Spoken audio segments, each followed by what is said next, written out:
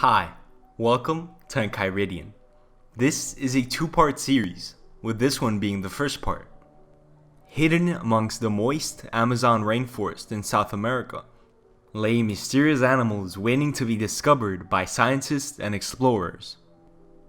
In fact, there are a lot of creatures waiting to be discovered here, as it represents over half of the planet's remaining rainforests, and comprises the largest and most biodiverse tract of tropical rainforest in the world, with an estimated 390 billion individual trees divided into 1,600 species.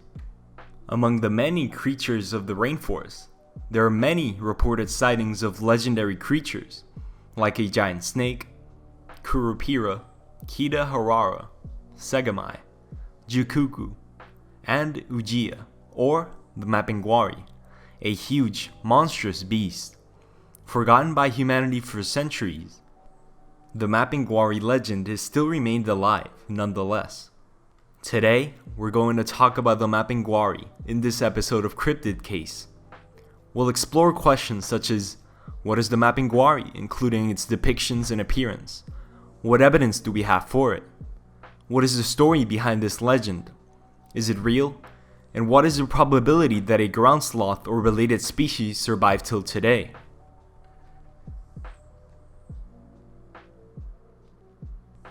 I'd first would like to say the descriptions vary and are vague, with some being described as a hairy humanoid cyclops, while others claim it is similar to the Giant Ground Sloth, or Megatherium, which were endemic to South America and lived around 12,000 years ago, and became extinct during the Quaternary extinction event. It is also described as having a gaping mouth on its abdomen, or middle of its stomach, which is a rare feature not seen in ground sloths or other existing mammals, as well as one eye, long claws, and caiman-like skin. Modern sightings show the beast as a giant sloth, whereas older sightings described it as an ape-like creature, a sort of Bigfoot or skunk ape, as well as a cyclops-like creature. It is said to have a horrid smell, which can knock a man unconscious. Folkloric or traditional descriptions include an ape or man-like creature, with some claiming it to be a very tall, powerful humanoid, covered in a turtle-like or caiman-like covering which comes out at night to feed on humans. Amazonian people reportedly fear the Mapinguari as a dangerous creature and try to avoid it whenever possible. Folklore describes it as having relationships with other rainforest animals, like flies or peccaries, and some even claim to have seen one while hunting peccaries. Some depictions in folklore even include it as a spirit or protector of the rainforest, punishing hunters who kill more animals than they need to survive. According to Brazilian legend, it was once an Amazonian shaman who discovered the key to immortality thousands of years ago. This made the gods angry, and they punished him for his discovery of immortality, and forced him to be transformed into a hairy beast for the rest of his life. Remember that this is the folklorical description, and not one based on science or empirical evidence. Mosquito described it as a flat-snouted, quadrupedal animal which could assume a bipedal gait, with rough skin, robust claws, and long, brown fur. He also described the very foul odor from its belly. Mosquito was the first to enter the interior of the Amazon region to investigate the possibility of this creature's existence. They investigated reports of the Mapinguari in the states of Amazon, Rondônia, Para, and Mato Grosso. The Mapinguari has long brownish to dark brown fur, and some claimed it had a caiman-like skin.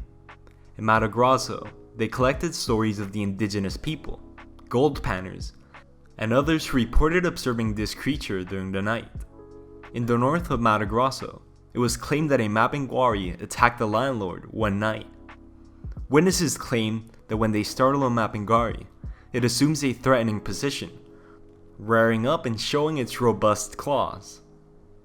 Some Indians also claim it emits an extremely putrid odor from its belly, and this is a common feature in almost all, if not all, descriptions of the Mapinguari. Oren pieced together a description of the Mapinguari in 1993, based on interviews with claimed eyewitnesses. Oren has collected more than 80 Mapinguari sightings and 7 accounts of Mapinguaris being killed, and more sightings since then.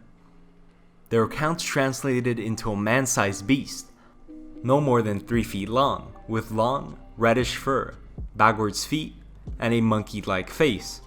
Later, in 2001, after speaking with more eyewitnesses and claimed hunters, he gave a clearer description of the animal, with it being a heavy, powerfully built creature, up to around 6.5 feet tall when standing bipedally, which breaks the roots of trees with its steps. It is covered in long and coarse fur, ranging from reddish to brownish to blackish, with a muzzle like that of a horse, armed with 4 canine teeth. Its claws are shaped like those of the giant anteater, but are the size of those of a giant armadillo. Its tail is described as big and thick, or short and broad. Salinas claimed that the animals he saw had humped backs, strange tortoise-like necks, and chests without hair. He also claimed to have seen a family unit. Sometimes it is described as having a single eye and a mouth in its abdomen. Oren mentions that the single eye appears more in legend, but much less in first-hand sightings, and it is thought to have been introduced by Portuguese stories of cyclops. It is also said to be invulnerable to bullets and arrows unless hit in the navel, eye, mouth, or head. This invulnerability is attributed to its thick, caiman-like skin and coarse hair. Hunters who claim to have shot specimens say they use special, strong guns and bullets. They claim to have captured living Mapinguaris in recent times, yet escaped due to their unbearable stench. 2 tracks are attributed to the Mapinguari, with one being round as a pestle, while the others being described like people's, but backwards, with only 4 toes.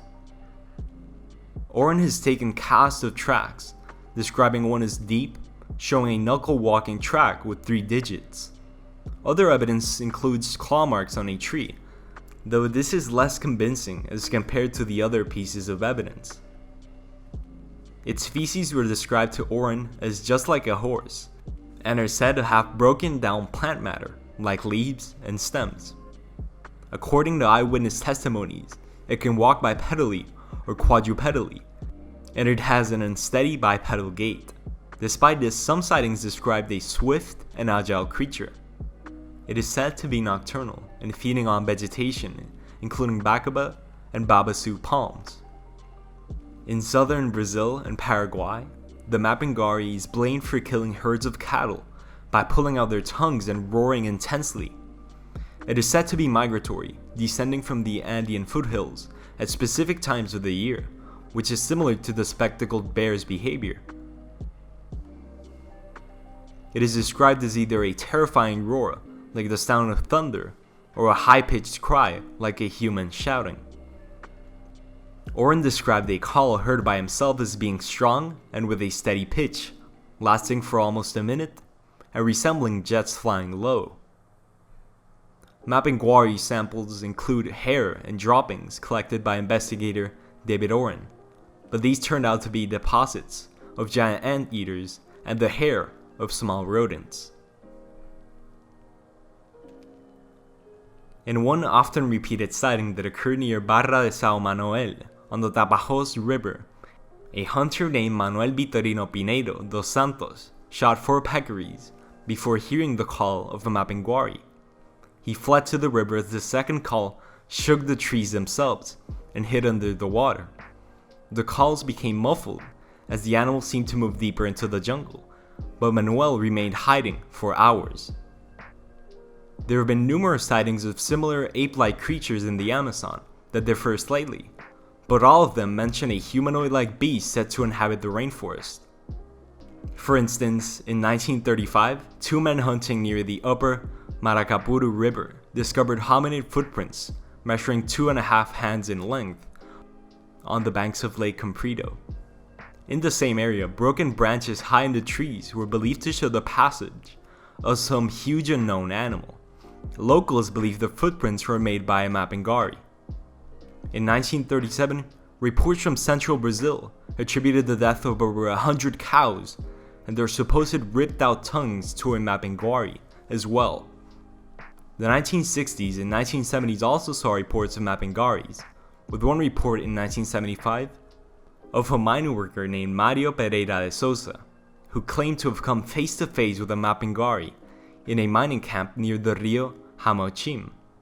He heard a screaming noise, and the animal came closer to him, leading him to flee and never enter the jungle again. Carl Schucker notes that Pereira de Souza claimed to have seen a very large ground sloth. Around the 1980s, a group of Canamari Indians living in the Rio Juruá Valley claimed to have raised 2 infant Mapinguaris, or sloths, on bananas and milk after their mother was scared off by hunters. Nonetheless, after 1 or 2 years of their unbearable smell, the Indians were prompted to release them. Many cases report howling, horrible noises, and screams. These are described as impressive, mournful, and frightening.